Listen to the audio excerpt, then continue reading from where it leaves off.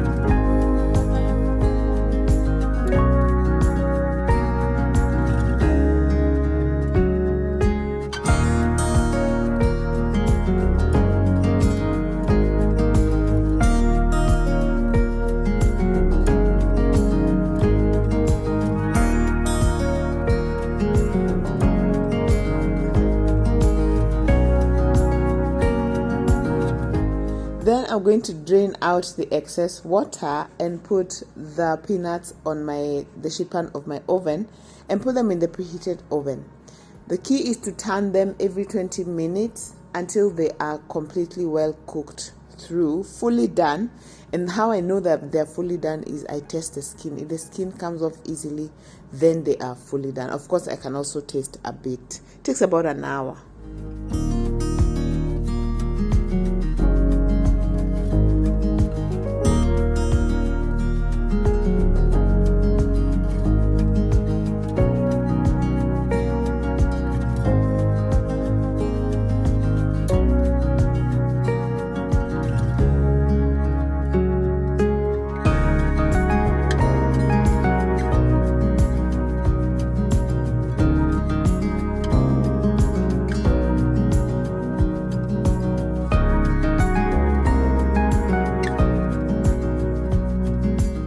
Some people make their peanut butter with the skin on.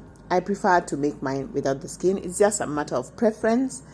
And so I like removing the skin before I start blending. I found these vegetable mesh bags to be so easy to use for removing the skin. Makes it such an unmessy process. I used to use a cloth before, but now I prefer to use this. It's so easy.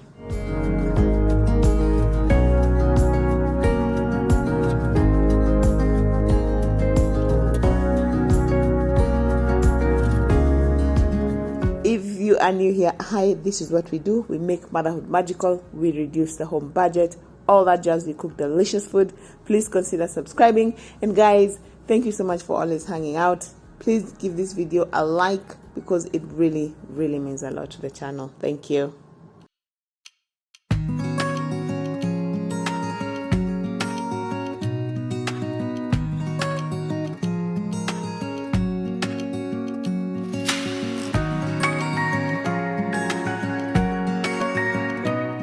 While the peanuts are still warm, and this is key because the warmth helps them to release the peanut oil more faster and better.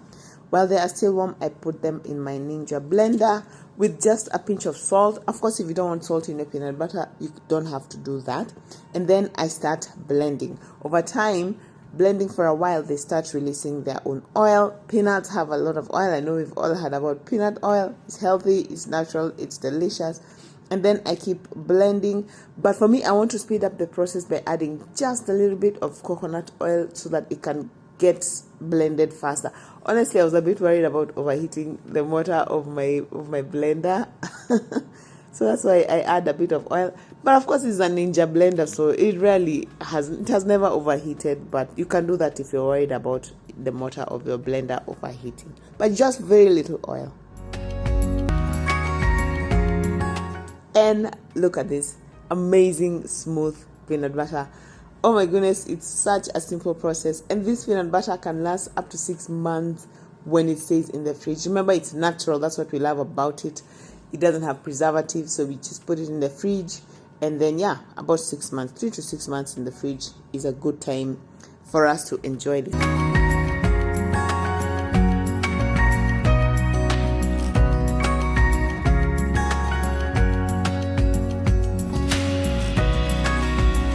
And speaking of breakfast items, if you'd like to see how I also make my own very tasty and healthy granola at home, check out this video over here, and I'll see you over there. Bye.